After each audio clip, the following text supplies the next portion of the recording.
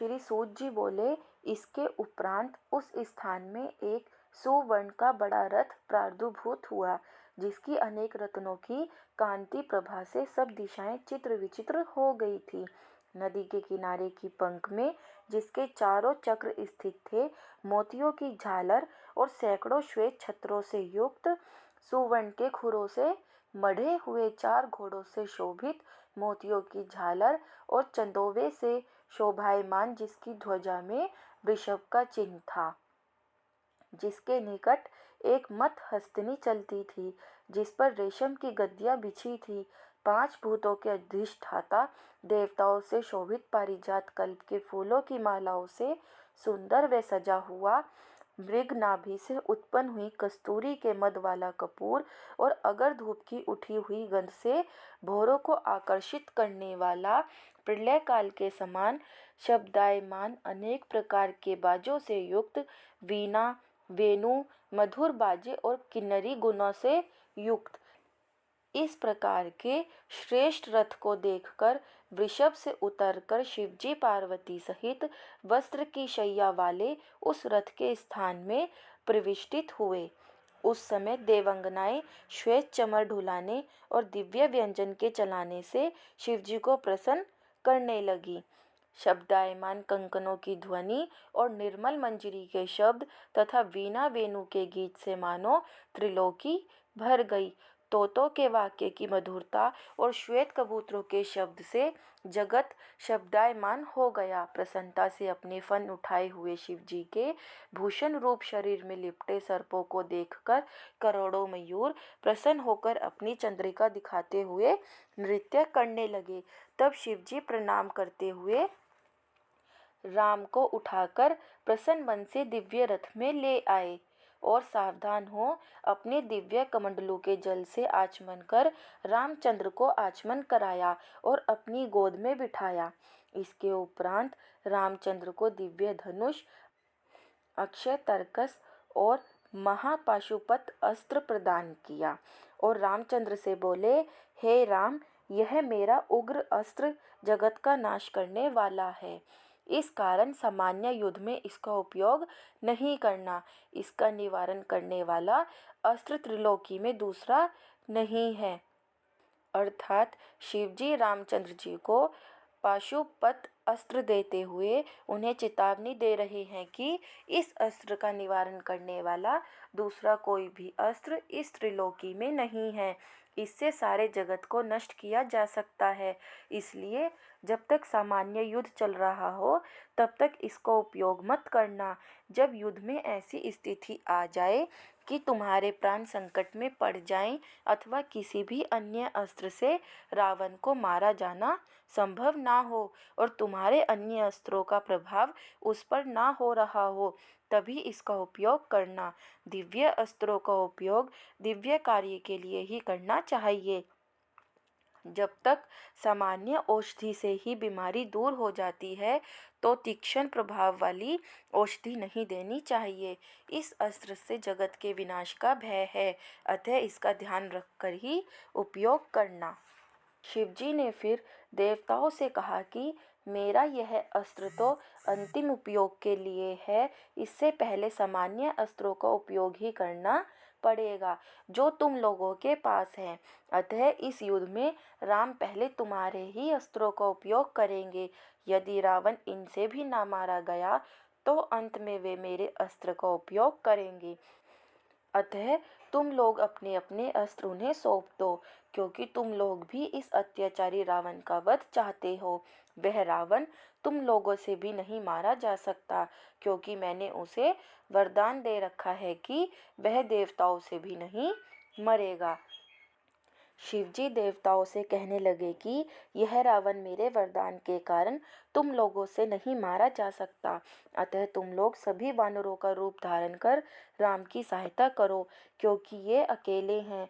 ये वानर भयंकर कर्म करने वाले हैं, जिससे रावण को तबाह किया जा सकता है। तुम लोगों को भी रावण ने बंदी बना रखा है, जिससे तुम भी उससे मुक्त होकर सुखी हो जाओगे। कब तक इसकी गुलामी करते रहोगे? ये सब देवगण भी चाहते थे कि रावण का किसी प्रकार अंत हो, और यदि शिव ने उसको मारने का निर्णय ले लिया है तो देवताओं ने भी अपने अपने अस्त्र राम को सौंप दिए। विष्णु ने नारायण अस्त्र, इंद्र ने ऐन्द्रास्त्र, ब्रह्मा ने ब्रह्मादंड अस्त्र, अग्नि ने आग्नेयास्त्र, यमराज ने याम्यास्त्र, निरति ने मोहनास्त्र, वरुण ने वरुणास्त्र, वायु ने वायव्यास्त्र, कुबेर ने सौम्यास्त्र, ईशान ने रुद्रास्त्र, सूर्य ने सूर्यास्त्र, चंद्रमा ने सौम्यास्त्र, विश्वदेवा ने पार्वतास्त्र, आठों वसुओं ने वासवास्त्र प्रदान किया। अर्थात शिव जी की आज्ञा पाकर सभी देवताओं ने उनको प्रणाम करके अपने अपने अस्त्र श्री रामचंद्र जी को दे दिए।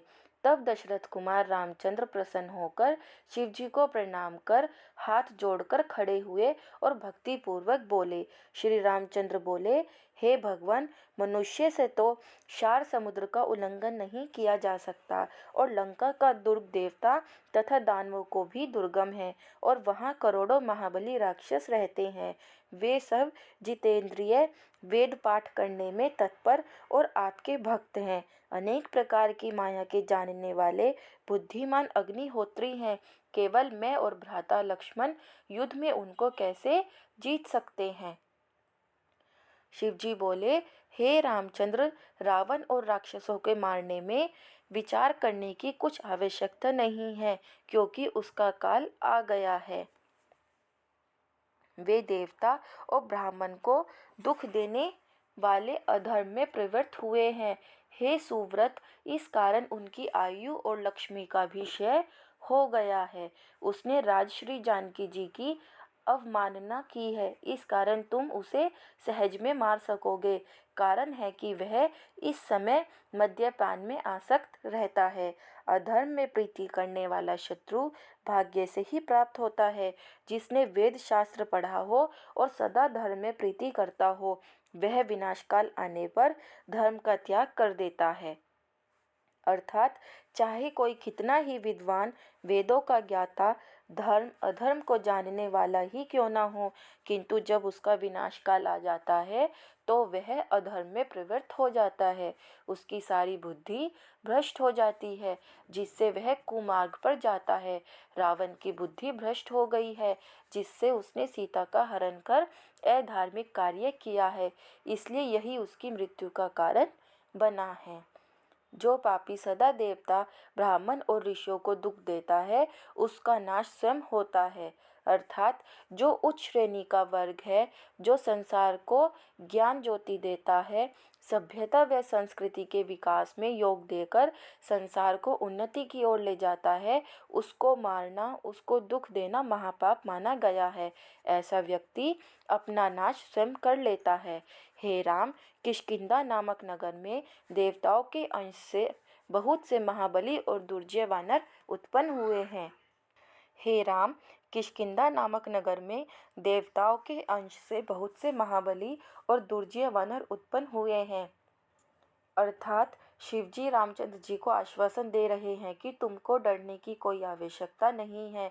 तुम्हारी सहायता के लिए ये सभी देवगण किष्किंधा नामक नगर में अपने अंश से उत्पन्न हो चुके हैं, जो वानर रूप में हैं। ये सब तुम्हारी सहायता करेंगे, वे सब तुम्हारी सहायता करेंगे। उनके द्वारा तुम सागर पर सेतु बंधवाना। वे वानर अनेक पर्वत खंड लाकर पुल बांधेंगे, उस पर सब वानर उतर जाएंगे। इस प्रकार रावण को उसके साथियों सहित मारकर वहां से अपनी प्रिया को लाओ। जहाँ संग्राम में शस्त्र से ही जय प्राप्त होने की संभावना हो, वहाँ अस्त्रों का प्रयोग मत करना। और जिनके पास अस्त्र नहीं है अथवा थोड़े शस्त्र हैं तथा जो भाग रहे हों, ऐसे पुरुषों के ऊपर दिव्यास्त्र का प्रयोग करने वाला स्वयं नष्ट हो जाता है। अर्थात शिवजी रामचंद्र जी को युद्ध के नियम समझाते हुए कह रहे हैं कि तुम्हारे पास जो शस्त्र है, पहले उन्हीं का प्रयोग करना। आवश्यकता पड़ने पर ही इन दिव्य अस्त्रों का प्रयोग करना, अन्यथा तुम स्वयं नष्ट हो जाओगे। जो युद्ध छोड़कर भाग रहे हों, उन पर कभी भी दिव्यास्त्र का प्रयोग मत करना। यह हत्या होगी, जिसका पाप तुम्हें लगेगा। बहुत कहने से क्या है, यह संसार जो मेरा ही उत्पन्न किया हुआ है, मैं ही इसका पालन और संहार करता हूँ। अर्थात इस संसार को उत्पन्न करने वाला, पालन करने वाला तथा संहार करने वाला मैं ही ईश्वर हूँ। रावण का संहार करना मेरा काम है, अतः तू निर्भय होकर युद्ध कर। मैं ही इस जगत की मृत्यु का भी मृत्यु स्वरूप हूँ। हे राजन, मैं ही इस चराचर जगत का भक्षण करने वाला हूँ। भगवान शिव अपनी ईश्वरीय महिमा का वर्णन करते हुए कहते हैं कि मैं ईश्वर ही इस चराचर जगत का भक्षण करने वाला महाकाल हूँ। यह कार्य मेरे द्वारा ही हो रहा है, तू निश्चित हो जा। वे युद्ध दुर्मद सब राक्षस तो मेरे मुख में प्राप्त हो चुके हैं, तुम निमित्त मात्र होकर संग्राम में कीर्ति पाओगे। शिवजी कहने लगे कि ये राक्षस तो इसी युद्ध में मरेंगे ही, तुम तो इसका निमित्त बनकर श्रेय ले लो। दोस्तों, अगर आपको यह वीडियो अच्छी लगी हो तो वीडियो को लाइक, चैनल को सब्सक्राइब और वीडियो को शेयर करें और कमेंट में हर हर महादेव लिखना ना भूलें। हर हर महादेव।